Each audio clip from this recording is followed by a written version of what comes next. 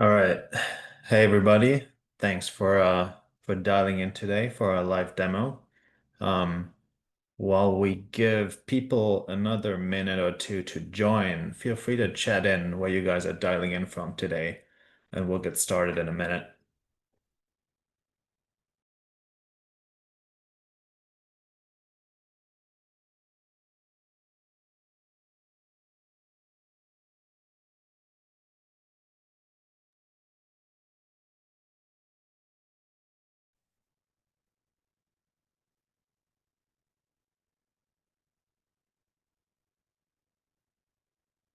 All right, we got California. Hello to California. Good morning, I guess.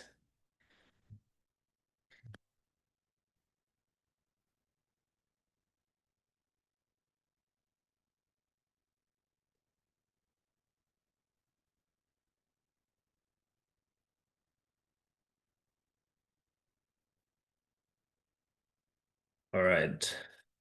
Let us let us kick off. Well, more people might still trickle in, but I'm gonna hand off to Michael in a minute, who's gonna take us through the demo.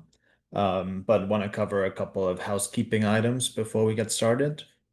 As you've already seen, there's a chat, obviously, but there's also a Q&A function. So if you guys have any questions during the demo, feel free to use either of them, quite frankly. And we're gonna cover Q&A after Michael is done, kind of showing you the product. So any questions you might have, feel free to drop them in at any time, and then we'll cover them at the end. Um, and in terms of, what to expect today, like I said, Michael is going to take us through a Promethium mantra. That's going to take probably about 10 to 12 minutes. And then we have another kind of, 5 to 10 minutes for Q&A, depending on how many questions you guys have. So with that being said, Michael, over to you. Thanks, Toby. As Toby said, I'm Michael Perezus. I'm a product engineer here at Promethium, and I've been working on Mantra. So just to give you a little bit of context, if you're not familiar with the problem that we're solving, if you've ever been asked an urgent question about your data, you probably know this pain. Ad hoc work especially requires setting up and waiting on batch jobs, small variations on that initial question that leads to repetitive work, and you often don't have access to the data that you need to answer the question, hence more waiting. After you finally establish that foundation, you get to write your queries and answer the question. But by the time you have the answer, the question is often changed or is no longer a priority. The result from this is that analysts and engineers tend to spend more time preparing to answer these questions than actually delivering the insights. Here at Promethium, we think that we've been thinking about this problem all wrong. What if there was a way to simply ask for a data answer? We've seen a Cambrian explosion of talk to your data agents.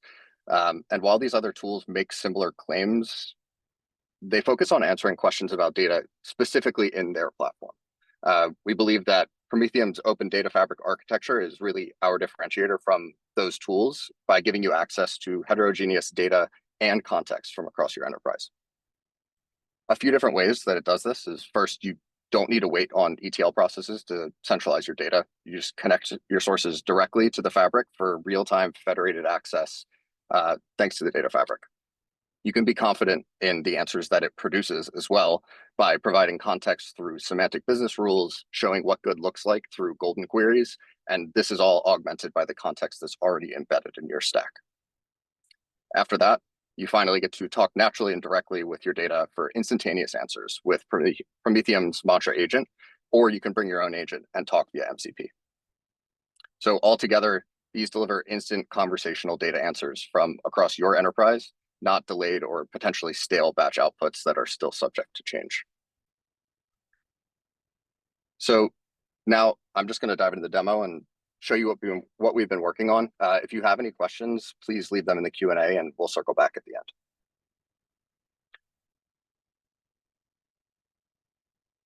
One sec while I share my screen.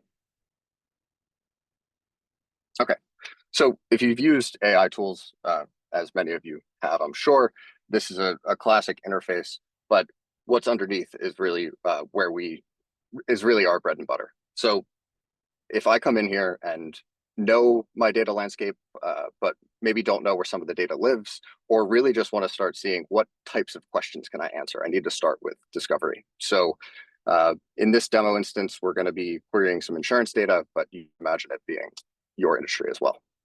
So to start, I'm just going to ask, what insurance data do I have access to? You can see it's going to stream the different steps that it's doing. So it's searching through all the data, trying to pull in the context related to that data so that it can be a lot more ingestible by us as users, rather than just seeing maybe some obtuse technical schema underneath the hood. So you can see it produced quite a few different buckets here, all the way down to different policies and claims identifiers and payments data, financials. So I think financials would be a great place to start. So from the top level, we can ask, what are my most profitable policies? And whether this is the question the business asked you or not, it's a good starting point. These chat interfaces tend to let you iterate over your work and produce better outputs as you go. So you can see right away, we get this response in the form of a query. We're pulling, in this case, INS SQL is a SQL Server database. SF Insurance is a Snowflake database. But for us, it doesn't matter. We just go query both of those sources live, join them in a federated manner, and you can see that we're getting profit numbers, we're getting policy identifiers, and this metric called a combined ratio. I'm curious what a combined ratio is. So along with all these data answers, one of the components is a natural language explanation for why the answer was produced. And you can see here that a policy is considered profitable if its combined ratio is less than 1. That's great to know, but maybe I still don't know what a combined ratio is. So we can ask, show me the business rules regarding profitability. If I could type today, sorry. So now interpreting this as a question that is not meant to produce a query, it's going to give you the context that you asked for. You can see here, once again, profitability is combined ratio less than 1, but it also breaks down all the different calculations that went into the query that was produced initially. Next steps, though, this is great maybe for my analysis, but we always want to make this work reproducible where we can, or at least consumable by other folks. So if my customers wanted to be able to identify different customers that are using these policies, how would we pull that data in? Well, we can just ask Mantra, can you include customer names? And it's going to use the context that it has in the background, as well as from this thread, this conversation that we're having already. So we already have a good query up here, and you're going to see we kind of just iterate on it. It looks very similar. We're getting that filter. We're pulling in the policies and the financials, but we're also bringing in a table with customers. But I think the results are a little bit more interesting than the query itself. So let's take a look. You can see we're getting that same output, but now tagged with the folks that are actually using those policies. Let's say this is what my customers wanted to start consuming. Well, you can easily just save this data answer here. We'll say Mantra demo. And once that's saved, you will also have access to the data fabric layer. So inside the data fabric, or the UI for the data fabric, you can see all of the tables and views that we've crawled that provide that context to the agent, as well as the data answers that you produce. And making this consumable is as easy as what we call at Promethium publishing, also known as materializing, either as a table or a view. In this case, as I said, I don't want to move any data from Snowflake or SQL Server. So let's just go ahead and publish this as a view. And once this is done, this is ready to be consumed via JDBC, in Tableau, or in maybe DB Visualizer, which I'll show you next, or in Power BI via ODBC, or even via MCP in your own agent. So now that this is published, give me a sec while I switch applications, and I'll show you the consumer's view. So say this is where your customers are coming to look at your work. We dive into where I published it, which is in this case called Trino. The database under the hood that I published it to is called Hive. And then the main schema that I tend to use here is preview sales tree now. Go ahead and refresh just to make doubly sure that I'm not seeing a stale view. And you can see this mantra demo asset that I just published. We don't need to go too far in depth here, but just to show you, we can start to query this live again from outside of Promethium, and we're going to see those same results that we saw at the beginning. Again, that's just JDBC, but we have a Power BI connector as well for ODBC and an ODBC driver for Excel, etc. And then MCP server if you want to access this outside of that Mantra UI. So in summary, instead of days of prep and batch pipelines to move that SQL Server data into Snowflake and start doing your analysis, you get to go from question to iterative exploration to operational in minutes, as we just did. And what could that mean for your data team? As I said, what once could take days now takes minutes thanks to the Open Data Fabric. With the traditional data stack, analysts tend to be bottlenecked by their upstream dependencies, whether that's jobs, governance, people. The result is always that the backlog of questions and tickets piles up and agility suffers. With Mantra, analysts can think with their data instead of just wrestling it. Engineers can focus on their architecture and not fire drills. And the business doesn't just get dashboards, but they'll get answers.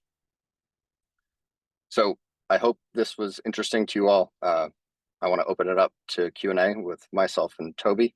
And thank you for joining and watching. Yeah, thank you, Michael. And thanks everybody for attending. Like I said, please use the Q&A tool to ask any questions. While those are coming in, I already see a couple. I just want to share this real quick with you. Feel free to reach out to Michael or me if you're interested and want to learn more about Promethium, or feel free to scan this QR code here to schedule a dedicated session with one of our team members. And also make sure to follow us on LinkedIn or on X or whatever to stay up to date with anything that goes on at Team Promethium, and also to never miss one of these sessions. We'll probably do the next one in a few weeks. So over to the questions here. The first question that we have coming in is about security. The question is, how do you handle security? Does everyone have access to all the data? Great question. Michael, do you want to cover that? Yes, please. So we have a few different layers of security here that I want to cover. First, the role-based access control to objects as a whole. You can just block access to tables, views, data answers, etc. And that is propagated all the way down to the query engine level. So you're not going to see it in the UI. And then if you try to query from an external tool, you'll also get denied access to things you shouldn't have access to.